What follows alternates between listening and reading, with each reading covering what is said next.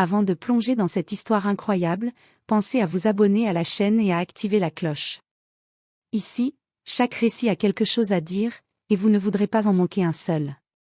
Dans le tumulte d'un supermarché bondé, le regard d'un employé blanc se fixa sur elle. Elle tenait un panier rempli de produits, souriant calmement, inconsciente du jugement qui pesait sur elle. Ses yeux étaient francs, mais dans l'esprit de cet homme, une idée perverse germa, il allait la dénoncer pour vol. Il l'imagina déjà humiliée devant les clients, le rouge de la honte sur ses joues, ses mains tremblantes, incapable de se défendre. Il voulait la rabaisser, la mettre à sa merci, juste pour sentir le pouvoir qu'il croyait avoir. Mais lorsqu'il s'approcha pour l'accuser, ses mots se figèrent dans sa gorge.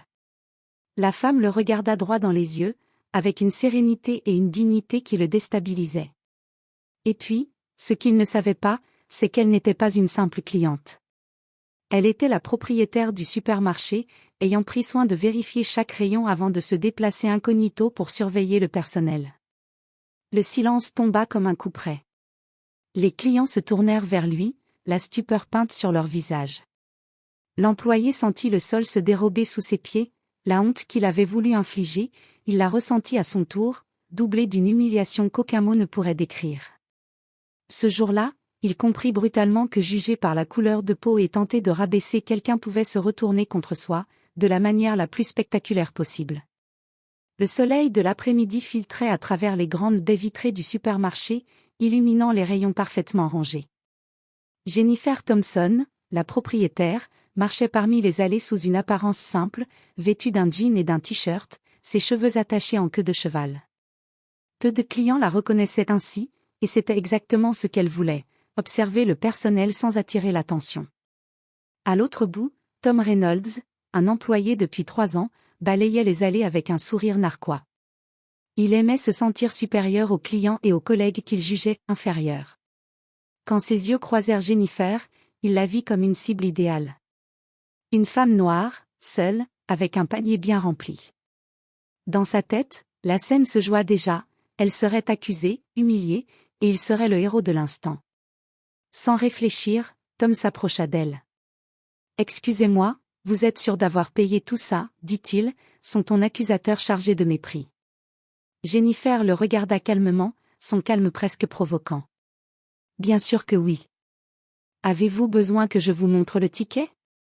Tom fronça les sourcils, feignant l'autorité. Il appela immédiatement le responsable de la sécurité, espérant que la situation dégénère. Mais, à sa grande surprise, le responsable le regarda et dit : « Tom, tu sais bien que c'est la propriétaire. On ne traite pas les clients de cette façon. » Le rouge monta sur le visage de Tom.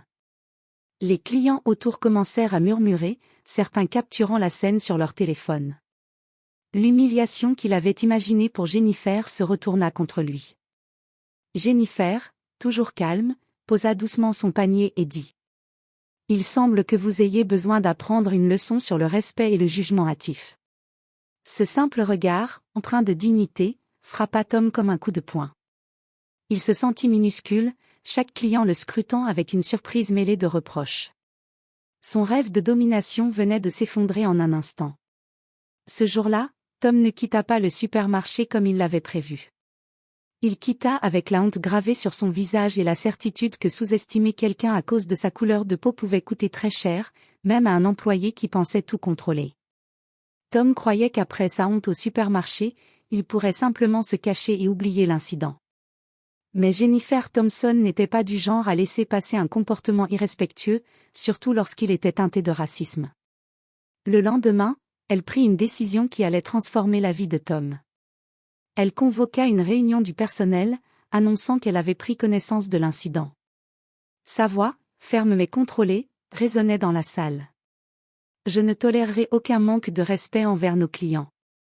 Et encore moins envers ceux que l'on juge à tort. Tom, peux-tu expliquer ton comportement ? » Tom, pris au dépourvu, tenta de balbutier des excuses, mais chaque mot semblait plus faible que le précédent.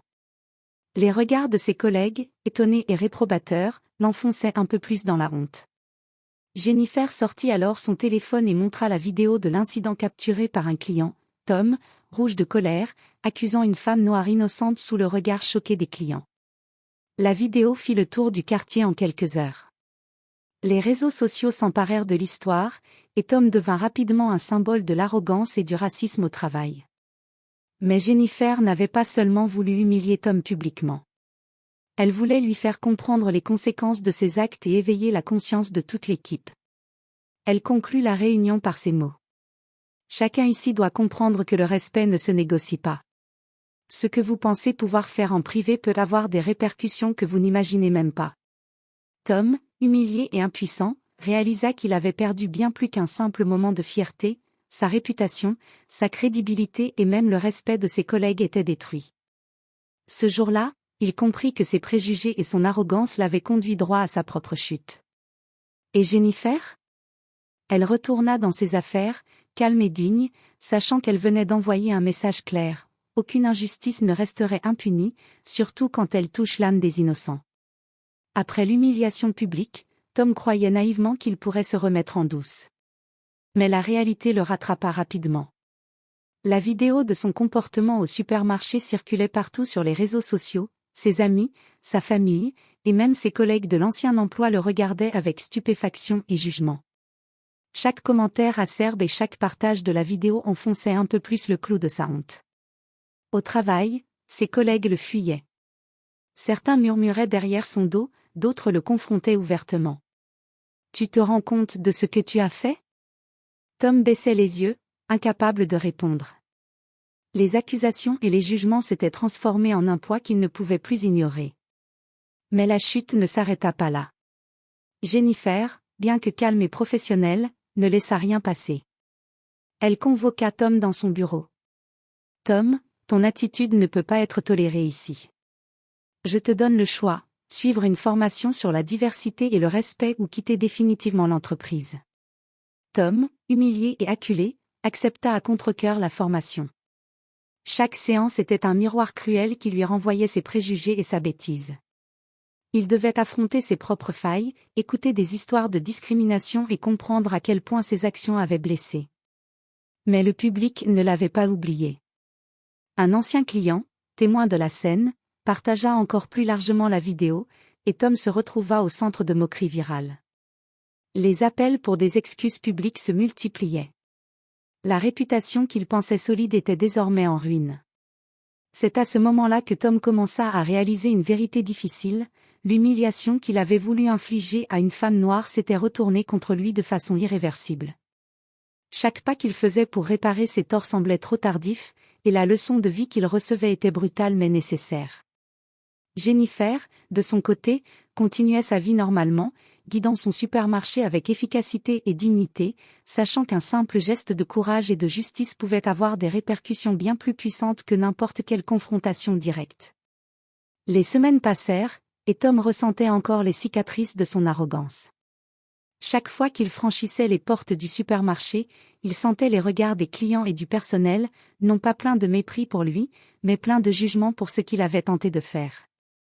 La peur et la honte le tenaient en laisse, et il comprit qu'aucune excuse, aucun geste superficiel ne pourrait effacer totalement ce qu'il avait provoqué.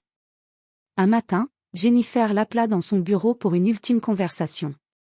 Son expression était douce, mais ses mots étaient tranchants comme du verre. « Tom, tu as été mis face à tes erreurs.